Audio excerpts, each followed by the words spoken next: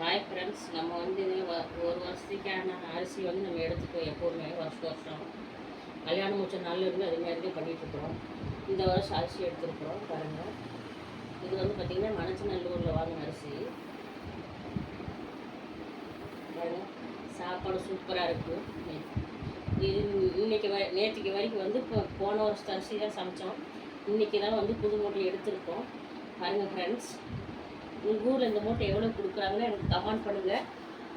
பிடிச்சிருந்தா லைக் பண்ணுங்கள். இது வருஷத்துக்கான நம்ம அரிசி நாங்கள் எடுத்து போட்டுக்குவோம் எப்போவுமே வருஷம் கல்யாணம் முடிச்ச நாள்லேருந்து நாங்கள் அரிசி வந்து இது மாதிரி மணச்சநல்லூரில் ஒரு மூட்டை 2 மூட்டை எடுத்து போட்டுக்குவோம். பாருங்கள் அரிசி எப்படி இருக்குன்னு பாருங்கள்.